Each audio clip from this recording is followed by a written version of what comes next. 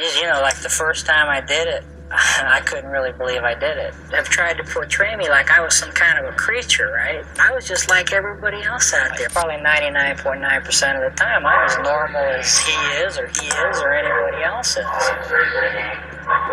But there's that 1% of the time or whatever that there's some kind of a problem there. He was a monster. He is still a monster until the day he takes his last breath. It was pretty easy to tell from the very minute I grabbed McBaye that she wasn't like the others. Bobby DeLong, thank you. Thank you for choosing me instead of another 17-year-old little girl. And that's probably why she's still alive, walking and talking today.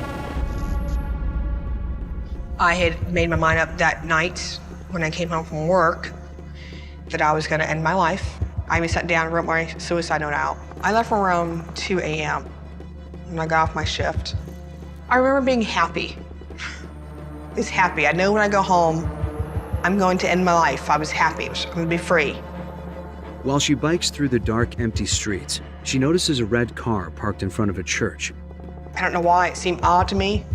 And I just kind of shrugged it off. It's like, I'll be okay. She ignores her instinct, but the driver of the car is hiding behind a parked van. Next thing I was just yanked off my bicycle, horrifically, just so forceful. Knocked the breath out of me. I felt the barrel of a gun to my left temple. I remember him putting a blindfold on my face. I was ordered to take all my clothes off. He ties me up, ligatures on my wrists, ankles. Throws me in the car, yells at me to keep my eyes shut, and that if I showed him a good time, he was not going to kill me. My grandmother's boyfriend used to put a gun in my head every time he molested me for 3 years. It was nothing new to me.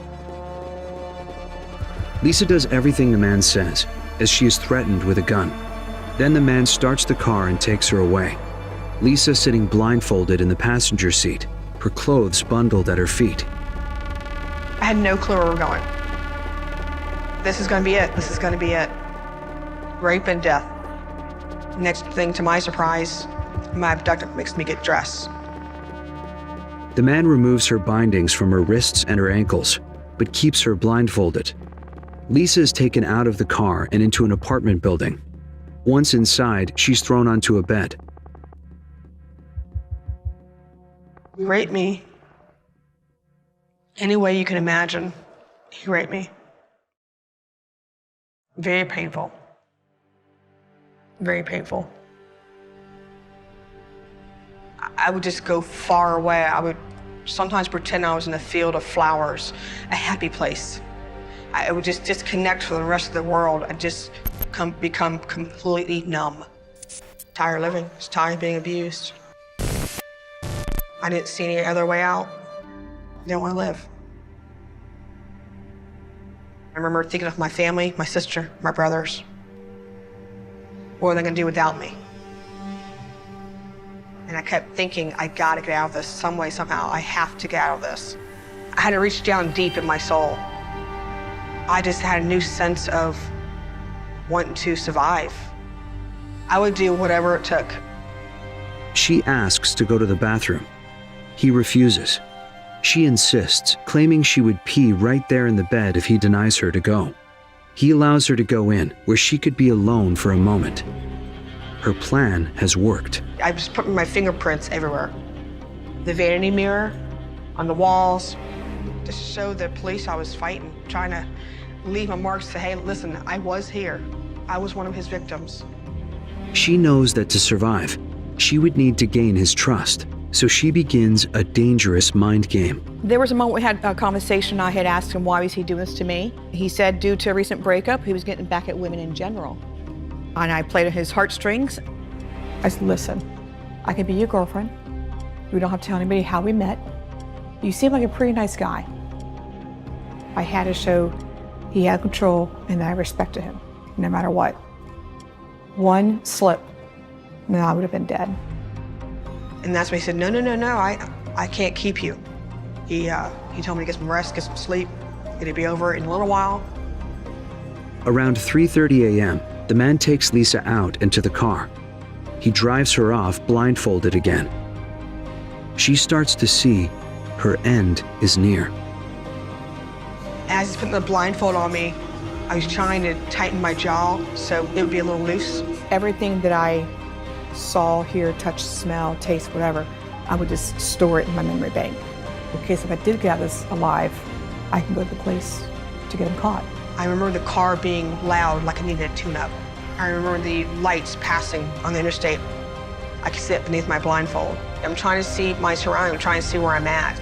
I knew we were in interstate because the air sound changes, it gets strong. I saw 2 hotels. These 2 hotels were at the intersection of Hillsborough Avenue, he proceeds west. Interstate 275. I remember seeing a silver piercing, shining light hitting my eyes. It was the word Magnum on the dashboard. He decides to pull into a rear parking lot. Tell me to get out of the car. That Grace's gonna kill me here. He told me when I got out, I wanted to stay there for 5 minutes. I was frozen. My mind's racing. Should I run? Should I walk? Is he watching me? Is he pointing the gun at me right now? Is he gonna run me over by his car? But he didn't. The man left her there and drove off. After minutes that seemed like an eternity, Lisa finally decides to risk taking off her blindfold. I took my blindfold off, and the first thing I saw was this beautiful oak tree. And I fell to my knees and I started crying.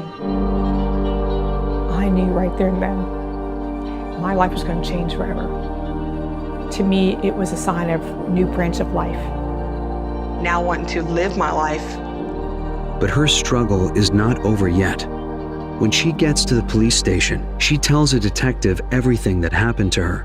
But because Lisa has such composure, she doesn't look like other victims. And so the detective doesn't believe her. Lisa gets angrier and angrier, but she can't let her kidnapper get away and hurt someone else. We were finding a body, it averaged out about every 2 weeks. You know if you don't solve it soon, someone else is going to die. I was asked by my detective to go in and talk to her, and I did talk to her.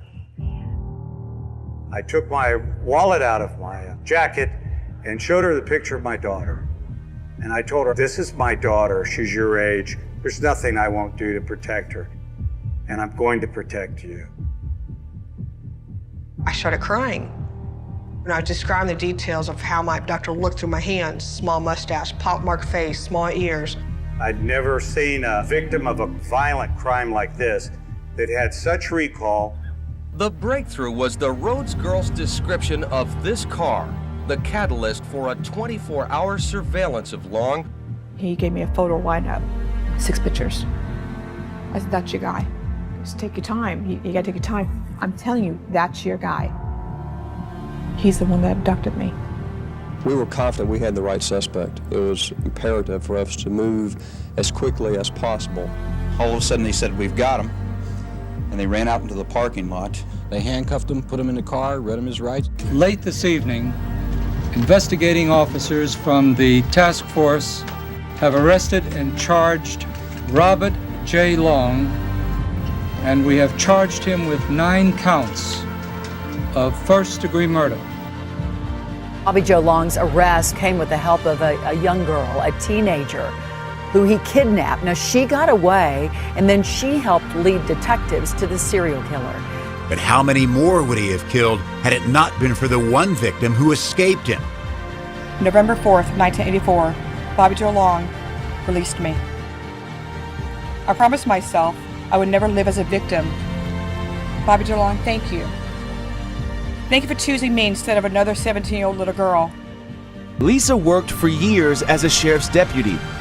The one that got away is now the protector. I know not on my watch will I let any child get hurt. And if they do, I'm going to be their voice and I'm going to be their advocate. I aspirated myself a long time ago to make it my obligation to be the voices of the women's lives who took too soon. Today, as I stand before God, the victims, and the families of the victims, I vow to carry on and be their voice. In memory and honor of the victims, Artis Wick, Lana Long, Michelle Denise Sims, Chanel Williams, Elizabeth Loudenbach, Karen Disfriend, Vicki Elliott, Kimberly Hops, Virginia Johnson, and Kimberly Swan. I didn't want to take the abuse I went through and carry it on in my life. I deserved to treat myself better than that. I deserved it. Once I broke those chains and that bondage I was in, I was able to see that I can take something negative, all the negativity in my life, and turn it something positive and grow from that. And each and every day, still today, I grow. To me, it's a lifetime journey of healing. And it's just phenomenal. Love life to the fullest. I had a second chance, and I'm going to use it wisely.